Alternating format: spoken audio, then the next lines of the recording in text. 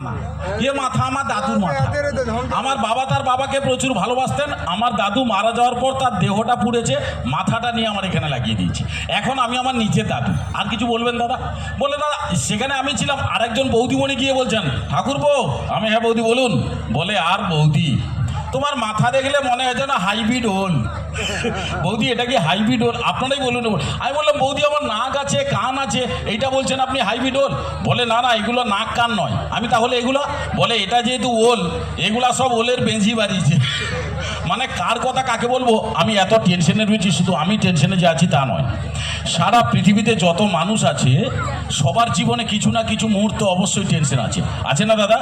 সেরকম লক্ষ্য করে দেখবেন, যেমন মানুষের জীবনে টেনশন আছে, সেরকম সারা পৃথিবীতে যত পশু পাখি আছে তাদেরও জীবনে টেনশন আছে, আছে না দাদা?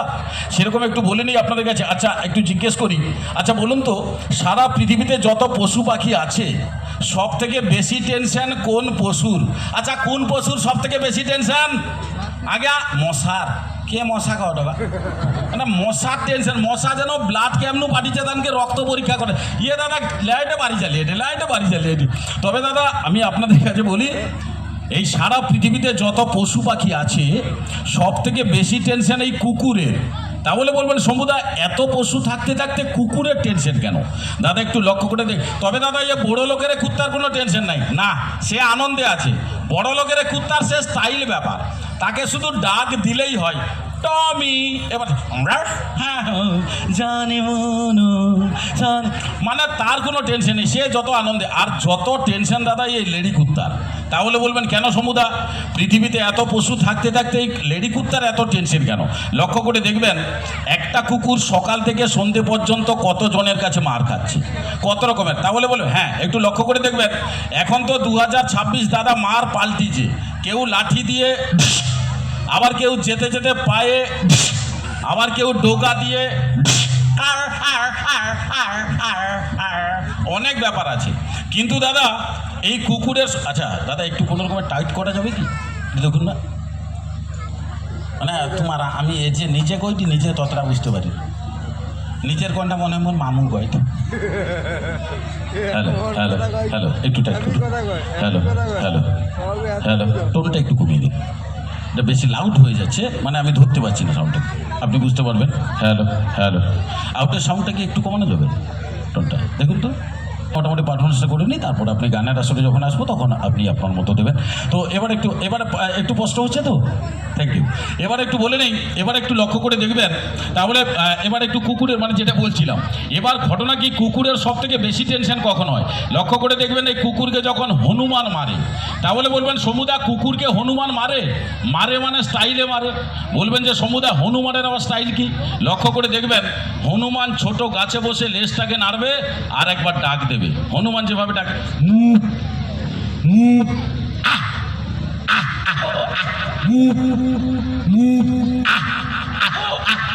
এই শুনেই দাদা কুকুর চলে এলো। কেন রে, তুই তো দূরে ছিলিস?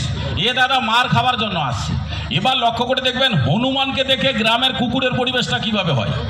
একটা গ্রামে তো অনেক রকমের কুকুর দেখা যায়, তার মধ্যে নেড়ি কুত্তা মার্কেটে বেশি চালু, যেখানে যাবেন পেয়ে যাবেন, এর অভাব নেই। নেড়ি, আপনি চা খেতে বসছেন দোকানে, দেখবেন আপনার সামনে হ্যাঁ সব জায়গায় পাবেন, এর অভাব নেই। নেড়ি কুত্তার আওয়াজটা কিভাবে হচ্ছে হনুমানকে দেখে, তার নাম নেড়ি, তার আওয়াজও সেরকম।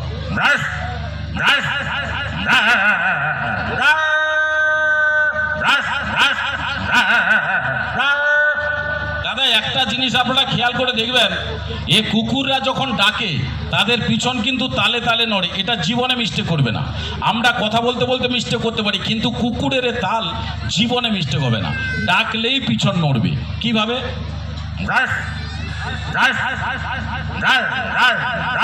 এটা জীবনে মিস্টেক করবে না। অনেক বন্ধু হয়তো ভাবছে এটা তো লক্ষ্য করা হয়নি, কালকে একবার দেখতে হবে। আচ্ছা আচ্ছা অনেকে আছে। আর একটা কুকুর আছে, একটু লক্ষ্য করে দেখবেন, খুব মোটা করে রাস্তার টার্নিংয়ে শুয়ে থাকে। আমার বন্ধুরা অনেকে দেখে বলি এটা মনে হয় ভিলেন কুত্তা, বেশ রাগী। তো সেই রাগী কুকুরের আওয়াজটা কিভাবে হচ্ছে হনুমানকে দেখে। রাগী কুত্তা, তার আওয়াজ আলাদা। শুয়েছিল, হঠাৎ ঘুরে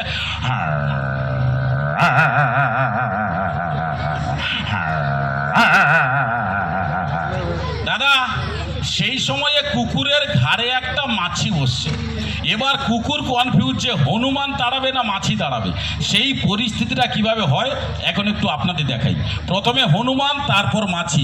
পরিস্থিতিটা দেখুন, কুকুর কনফিউজ কি করবে, হনুমান তাড়াবে না মাছি তাড়াবে, দুজনকেই তাড়াতে হবে। প্রথম হনুমান, তারপর মাছি, কিভাবে হয় একটু দেখে নিন। যিনারা দেখেছেন আপনারা বুঝতে পারবেন, আর যিনারা দেখেননি আমার কাছ থেকে দেখে দিন, এটা একটু দিন। তো প্রথম হনুমান,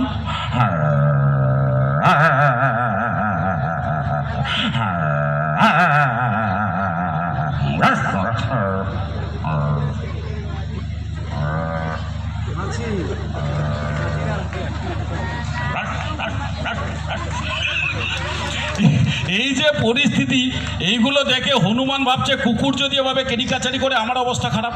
এই বলে দাদা হনুমান গাছ থেকে লাফ দিয়ে ছুট, আর হনুমান ছুটা মানে তার পিছনে কুত্তা ছুটবেই, তার পূর্বপুরুষের একটা প্রথা আছে, হনুমান ছুটলেই পিছনে কুত্তা ছুটবে। এবার লক্ষ্য করে দেখবেন হনুমান যখন ছুটে 120 কিলোমিটার গতিবেগ, কিন্তু দাদা হনুমানের ডিস ব্রেক আছে। হ্যাঁ, হনুমান ছুটতে ছুটতে যে কোনো সময় বসে পড়বে, তার ব্রেক আছে, বসে পড়ছে। কিন্তু দাদা এ কুত্তার কোনো ব্রেক নেই, না, এর পা স্লিপ করবে, রানিং অবস্থায় দেখবেন এক জায়গায় জীবনে দাঁড়াতে পারবে না, মাস্ট। এটা পরীক্ষায় পড়বে, একটু লক্ষ্য করে দেখবেন। এবার ঘটনা হচ্ছে কি, হনুমান, আর মোরাম রাস্তা হলে তো কোনো ব্যাপারই নেই, একবারে পুরো স্লিপ। এবার ঘটনা, হনুমান ছুটছে পিছনে কুত্তা, হনুমান ছুটছে পিছনে কুত্তা, হনুমান ছুটছে পিছনে কুত্তা, হনুমান বসে পড়ছে, কুত্তার পা স্লিপ। এবার কুত্তা ঘুরছে, হনুমান কান পাটায় ঠাই ঠাই।